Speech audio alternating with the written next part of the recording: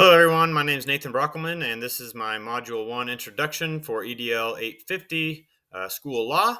And we'll just kind of start here with some of these pictures. The top left is a picture of my wife and Hannah. We've been married for 13 years, and she homeschools our kids and she stays at home with them. She also teaches piano on the side. Last year, when all the COVID stuff hit, we just didn't feel like our kids needed to be masked up all the time. And since she has her teacher's license and she had been staying home just due to the fact that we had three kids that weren't in school yet, that we felt that we would just homeschool them, and we'll just keep homeschooling them until we get to that next step. So she does homeschool our three kids there. Cashton's in the black shirt. He's 9. Declan is 7, and he's in the gray shirt. And then our little daughter, Taylor, is 5 in the little Under Armour shirt. We, as you can tell in those two pictures, we enjoy the outdoors. Those are taken out at Pueblo. We take our wrestling team out to Pueblo every year, and the kids kind of get to go enjoy and go out to some wrestling camps out there.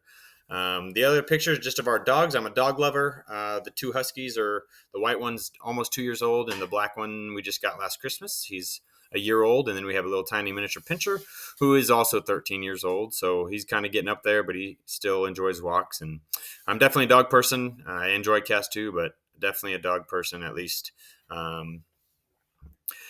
compared to cats, anyways. Anyway, back to some things about my career. I'm 33 years old. I went to high school at Norton Community High School, and then I got my double bachelor's at Kansas State University in mathematics and in secondary education. And I'm currently working on my master's in building administration through Fort Hays State University.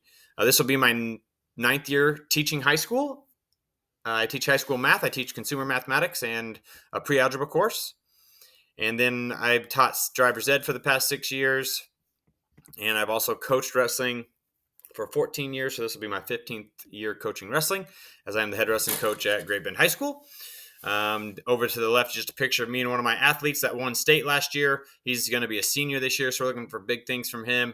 That's my first official boys state champion. I'm also the head girls coach. We had a girls champion as well. But he kind of pinned a kid in the finals there. It was a pretty big win. And as you can tell, there's a lot of raw emotion captured in that picture. As I mentioned, we love the outdoors. We're a very active family. A lot of times I like to do things myself. That bottom picture, there's a picture of a swing set. We kind of got the kit part, but we built a big fort. Tree house is what my kids call it, around a big cottonwood tree in the back. And I'm very competitive. In the top picture, we have a dodgeball tournament that our Stuco puts on, and we won it the year in that picture. It was a few years ago, but I always enjoy hanging out with the kids and playing, whether it's dodgeball or a volleyball tournament that they put on. I like to spend time with the kids at our schools. And also we enjoy traveling. This summer we went down to Bentonville, Arkansas for a week right before school kind of got started, and just really enjoy seeing new places. And, as a goal, we want to try to see all 50 states with our three kids. So, and we're kind of on the list. I'd have to go back and look, but I'm not sure where we're at. So today I'm going to talk to you about the 3 levels of government and what they kind of do, who's some responsibilities, kind of who's in charge. And we're going to look at the local level, the state level, and the federal level. So what kind of support do public schools receive? On the local level, we've kind of learned that more than half the school's budget comes from the local level. They work on hiring personnel, establishing curriculum, and deciding when schools should be closed, consolidated, or even added on to or built. I didn't quite realize how much of the budget came from the local and the state side, but the state side as well. They help establish standards for their state. They provide the framework for the districts in order to evaluate how they are doing. They delegate most of the authority to the local level. They will step in if they need to, but most of the authority is given to the local level. They do provide just a little bit less than half of the operating costs. I think it's about 40%. The federal side, they provide about 8 to 10% of government-run schools' operating costs. They collect data and evaluate their performances. They suggest policy changes, they measure outcomes, and they set some general standards. For example, they had No Child Left Behind back in 2011. So, who is in charge at each level? Currently, at the federal level, our U.S. Secretary of Education is Miguel Cardona, and that is a paid position. At the state level, we have a Kansas Board of Education, and I believe there's 10 seats. And then we have our Kansas Commissioner, who's a paid position, and that is Randy Watson. Our Kansas Board of Education, I believe, is a volunteer or appointed, voted on position. At the local level, we have our school board, which is usually volunteer or appointed. Kind of just depends, I think, the size of your school. I think the smaller schools, a lot of it is a little more volunteer. Sometimes you have some appointed individuals if people leave. But usually, I think at the bigger schools, they kind of get voted in to serve on the school board. We have the superintendent, who acts as the CEO.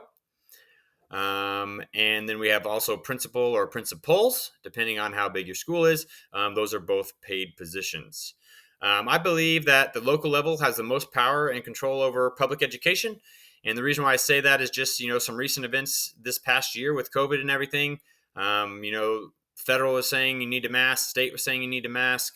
And some of the most local places in Kansas did comply, I guess you can say, and wore the mask. But I do know there were some places in Kansas that they were maskless the entire year last year. So that's why I feel, that the local level has the most power, that they can overrule the state and federal suggestions, I guess you can say. And, they're the ones that make sure the curriculum's lined up with the standards that the state provides and the federal provides. So I just feel that the local level has the most power. I think the next level would be the state and then federal. So it's kind of opposite as far as, the broader they are, the less power they have, I guess you can say. As far as our components that we looked at when we were looking at all these different articles, I think component 6.1 is the local level, component 6.2 was the state level, and 6.3 was the federal level. As far as educational well-being of each student and adult, I feel like all the support systems help the educational well-being of each student and adult by having guidelines and goals to reach, and as well as keeping everyone accountable. The closer you get to the local, the more accountable you're going to be held. And obviously you have to do certain things to get some of that funding from the federal, which is, I guess, is one way that they can kind of force things into school is, take away funding if you don't comply with what they want. On the standard correlation, I felt like this assignment demonstrated the correlation between law and the 3 CLOs selected because we reviewed documents and categorized where these CLOs fell between local, state, and federal government when it comes to support for schools and responsibilities. I felt like this assignment was relevant to my current learning because as a teacher and future administrator, I need to be aware of the different levels of government that help support and fund our schools and make sure that we are keeping our funding.